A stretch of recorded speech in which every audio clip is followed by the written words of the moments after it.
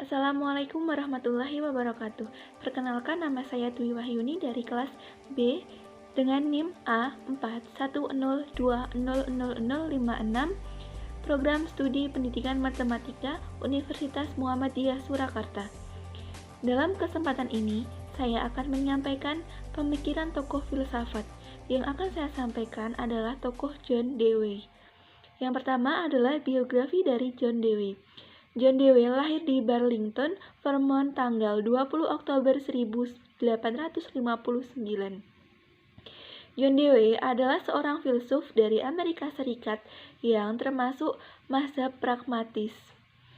Karirnya di bidang filosofi dimulai setelah lulus tahun 1879.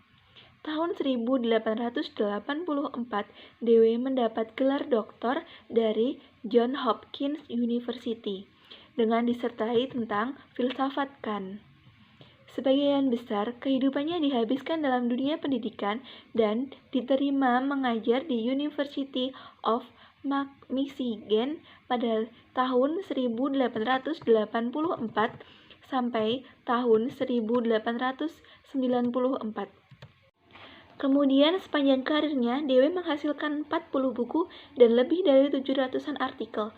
Tahun 1899, Dewey menulis buku tentang berjudul The School and Society yang memformulasikan metode dan kurikulum sekolah yang membahas tentang pertumbuhan anak dan membantu mendirikan sekolah baru bagi social research di New York.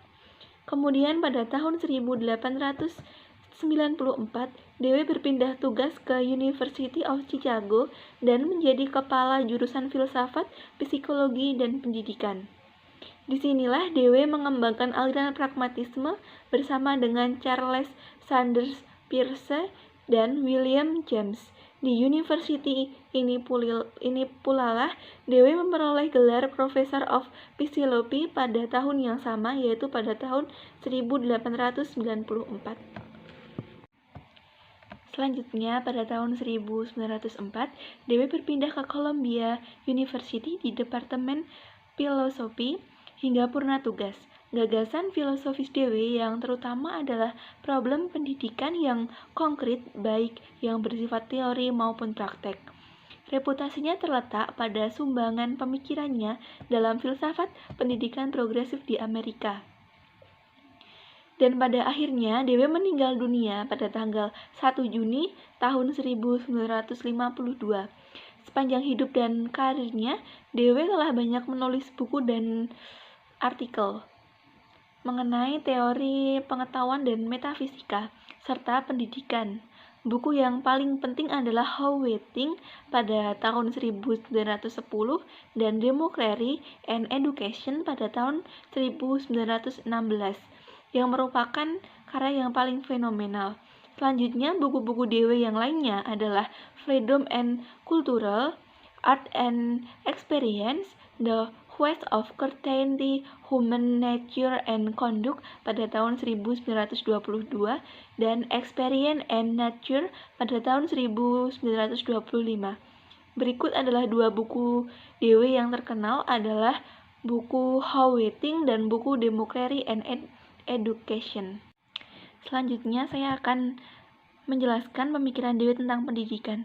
Pemikiran Dewey banyak dipengaruhi oleh teori evolusi dari Charles Darwin yang mengajarkan bahwa hidup adalah suatu proses dimulai dari tingkatan yang terendah, berkembang, maju dan meningkat.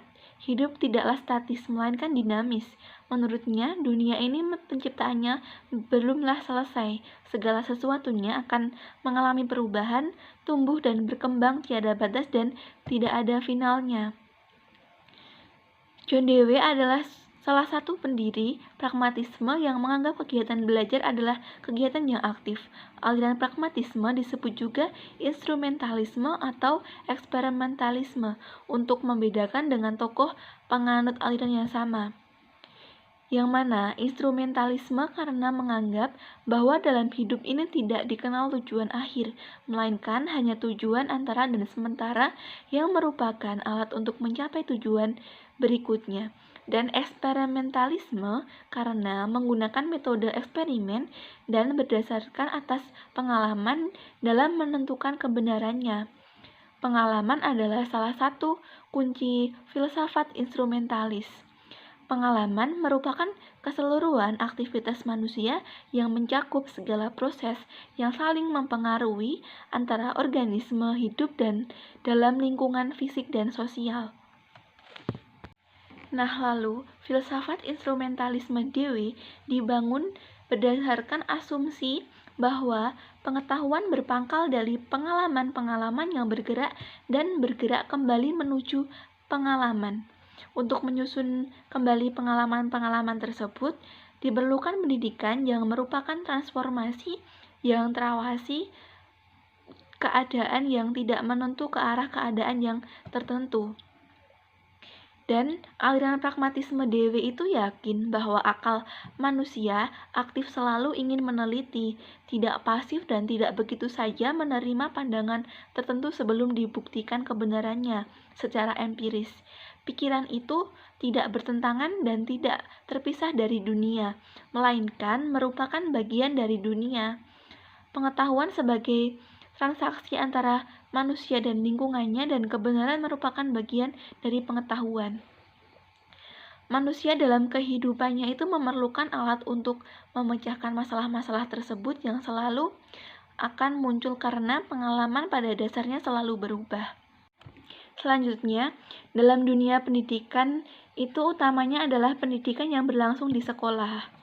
Dewe berpendapat bahwa sekolah tidak perlu ditempuh dalam waktu yang lama dan ketat. Idenya siswa datang ke sekolah untuk melakukan kegiatan, untuk mendapatkan sesuatu yang berguna bagi hidup di masyarakat. Apa yang diberikan di sekolah itu haruslah sesuatu yang nyata yang nantinya dapat dipraktekkan dalam kehidupan bermasyarakat. Sebagai contohnya, pelajaran matematika dapat disampaikan dengan cara yang menyenangkan seperti dengan memasak atau berbelanja di pasar atau toko. Dengan begitu, para siswa akan lebih mendapatkan pengalamannya. Selanjutnya, penyampaian materi dengan praktek langsung di sekolah menurut Dewe akan lebih mudah dipahami oleh pelajar. Hal ini sejalan dengan yang dikatakan yaitu education is life itself. Dewe juga berpendapat bahwa pendidikan merupakan proses sosial di mana anggota masyarakat yang belum matang, terutama adalah anak-anak, diajak untuk berpartisipasi dalam masyarakat. Tujuan pendidikan adalah memberikan kontribusi dalam perkembangan pribadi dan sosial seseorang melalui pengalaman dan pemecahan masalah yang berlangsung secara reflektif atau yang disebut reflective thinking. Kemudian Dewe dan Peirce memiliki pemikiran bahwa suatu ide itu benar apabila berakibat memberi kepuasan jika diuji secara objektif dan ilmiah. Untuk memecahkan masalah-masalah sosial dan perorangan yang paling penting, diharapkan menerapkan logika sains dalam pengalaman yang problematis. Selanjutnya, Dewe mempunyai 5 langkah utama untuk menerapkan konsep pragmatisme secara eksperimental dalam memecahkan masalah. 5 langkah itu yaitu: 1. Adanya suatu kesulitan yang dirasakan. Yang dinyamakan kesulitan adalah mungkin dirasakan dengan adanya kepastian yang memadai, sehingga hal ini menyebabkan akal budi memikirkan pemecahannya yang mungkin atau menimbulkan kegelisahan atau kejutan yang tidak jelas sehingga baru kemudian menyetuskan upaya yang pasti mengetahui apa yang sebenarnya terjadi. Yang kedua adalah menentukan letak dan batas kesulitan. Langkah ini menuntut pelajar untuk berpikir kritis dan terkendali dan pemikiran yang tidak terkendali. Yang ketiga adalah saran pemecahan yang mungkin. Yang dimaksud dalam ini adalah pelajar mempunyai atau mencari informasi yang diperlukan untuk memecahkan masalah tersebut. Yang keempat adalah pengembangan melalui penalaran dari langkah ketiga. Pada langkah ini, pelajar mengembangkan berbagai kemungkinan dan solusi tentatif untuk memecahkan masalah. Dan yang terakhir adalah melakukan pengamatan dan percobaan lebih lanjut. Pada langkah kelima ini mengarah pada penerimaan atau penolakan kesimpulan mengenai keyakinan atau kesangsian. Selanjutnya, saya akan menjelaskan tentang sumbangan pemikiran dari Dewey. Di dalam ini akan ada sebuah pengertian. Yang pertama adalah tugas filsafat. Tugas filsafat adalah untuk memberikan garis-garis mengarah bagi perbuatan dalam kenyataan hidup. Filsafat harus berpijak pada pengalaman dan meneliti serta mengolah pengalaman tersebut secara kritikal.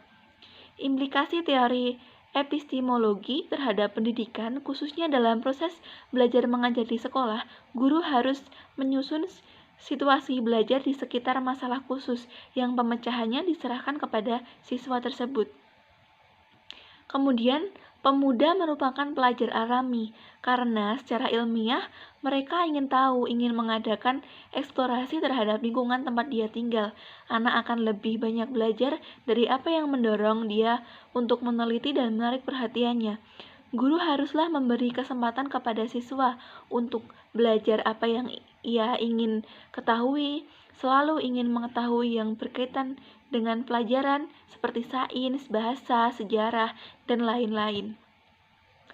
Selanjutnya, John Dewey merupakan tokoh pragmatisme yang secara eksplisit membahas pendidikan dan secara sistematis menyusun teori pendidikan yang didasarkan atas filsafat pragmatisme.